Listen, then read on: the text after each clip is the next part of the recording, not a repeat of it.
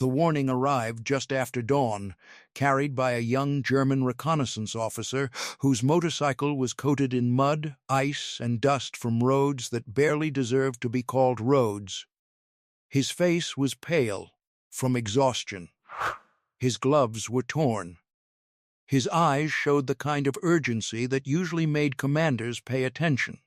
But on that cold morning in late December 1944, inside a German headquarters near the Luxembourg border, few men seemed interested in what he had to say. Outside, the sky hung low and gray. Snow covered the fields and forests. The war had entered its final months, though many men on both sides did not yet realize it. Deep inside a stone building that served as a command post, maps covered the walls, telephones rang. Staff officers moved between tables, carrying reports and messages. At the center of it all stood General-Lieutenant Karl Ritter, a veteran commander who had survived years of fighting across Europe. Ritter had seen battles in Poland, France, and on the Eastern Front. He had watched armies advance and retreat. He believed experience gave him something more valuable than luck. It gave him certainty. That certainty would not survive the day. The young reconnaissance officer was brought into the command room shortly after 7 in the morning. He had spent hours moving through dangerous roads to deliver his report. His unit had observed unusual American activity during the night. Large numbers of vehicles were moving west of their sector. Tank engines had been heard. Bridges that were thought inactive suddenly carried heavy traffic. Most importantly, local intelligence sources reported a rumor spreading among American troops. General George Patton was coming. Some of the officers exchanged glances. Others smirked. Then Ritter laughed. It was not nervous laughter. It was not forced. It was genuine amusement. Patton was nearly 100 miles away, according to the latest intelligence summaries. American units in the area were exhausted from recent fighting. The weather was terrible. Roads were clogged. Fuel shortages affected everyone. The idea that Patton could suddenly appear in force seemed ridiculous. The young officer insisted on finishing his report. Ritter waved a hand dismissively. The message was recorded. The officer was thanked. The meeting moved on. The warning had been delivered. Nobody truly listened. As the morning continued, German commanders focused on their existing plans. The recent offensive had created confusion among Allied forces. German leaders believed they still possessed the initiative. Every hour gained mattered. Every delay imposed on the Americans was valuable. Yet small signs of trouble began appearing almost immediately. At 8:15 a.m., a field observation post reported increased American vehicle movement along secondary roads. At 8:40 a.m., another reconnaissance team observed armored tracks in fresh snow. At 9:05 a.m., radio operators intercepted unusual American communications traffic. Individually, none of these reports seemed alarming. Together, they formed a pattern. But patterns are dangerous things when they challenge what people already believe. Ritter continued studying maps with confidence. He explained to his staff that Americans often exaggerated their capabilities. Patton, he argued, had built a reputation around speed and aggression. That reputation itself had become a weapon. Reports mentioning his name naturally caused anxiety. The general believed the Americans wanted exactly that.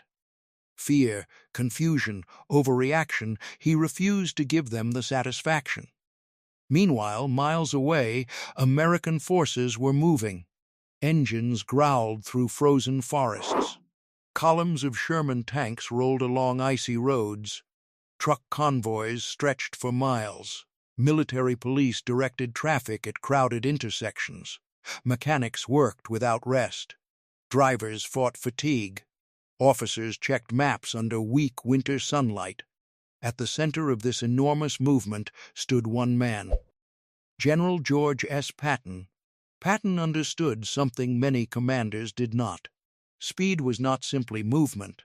Speed was shock. Speed was confusion.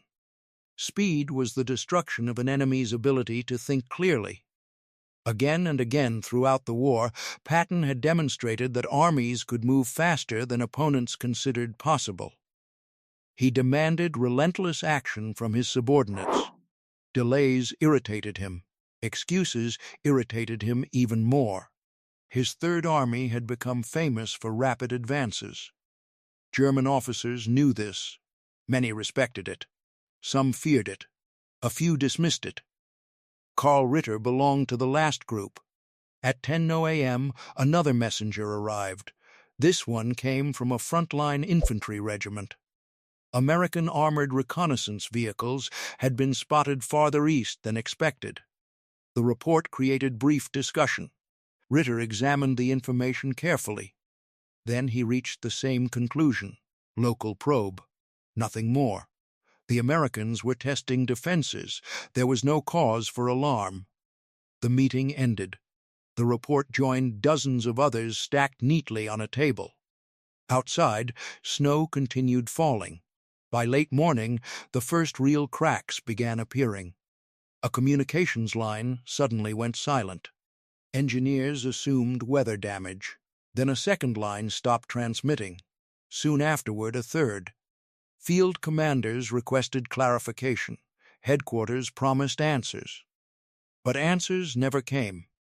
Unknown to Ritter, American advance elements were already disrupting positions that German planners considered secure. The distance between expectation and reality was shrinking rapidly. At noon, artillery could be heard in the distance. The sound was faint but unmistakable. Some officers paused to listen. Others ignored it. Artillery was common. The front was active. Nothing unusual. Yet the young reconnaissance officer who had delivered the original warning remained uneasy. He studied incoming reports. He noticed how often Patton's units appeared in them. Not confirmed, not proven, but present, like a shadow moving closer. At approximately 12:45 p.m., a battered staff car arrived carrying another urgent dispatch. American armor had broken through a neighboring sector. Resistance was heavier than expected. The attackers appeared well coordinated. More troubling still, their speed exceeded all previous estimates. For the first time that day, Ritter stopped smiling. He requested updated intelligence summaries. Maps were brought forward. Positions were checked.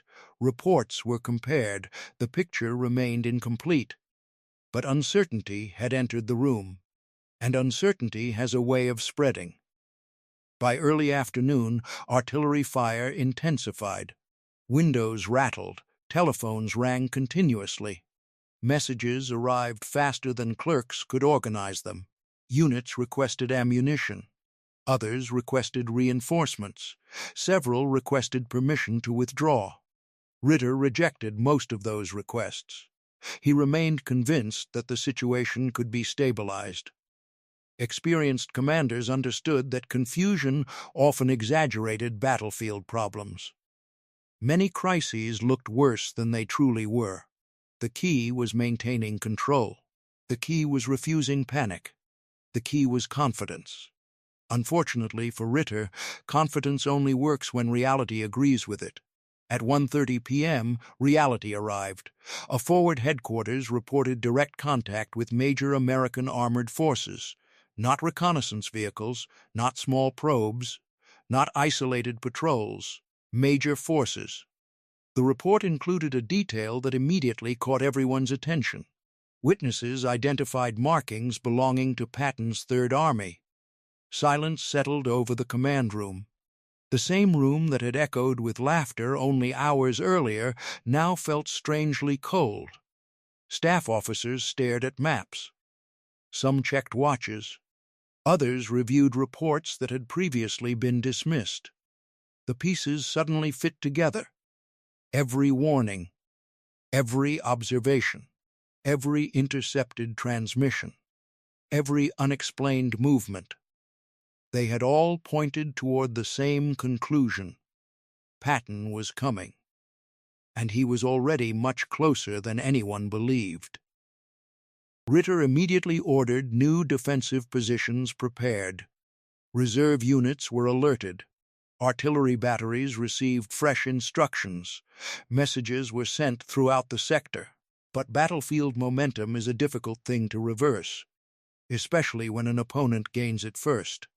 Throughout the afternoon, American forces continued advancing. Road junctions fell, observation posts disappeared, supply routes came under pressure. German units fought hard in many locations. Veterans resisted stubbornly. Anti-tank crews held positions until the last possible moment. Artillerymen fired continuously. Yet reports kept arriving, and every report carried the same message. The Americans were moving faster. By 2:15 p.m., Ritter's headquarters no longer debated whether Patton was involved. The only question was how much damage had already been done. The answer grew worse with each passing minute. Field commanders described coordinated attacks supported by armor, artillery, and aggressive reconnaissance elements.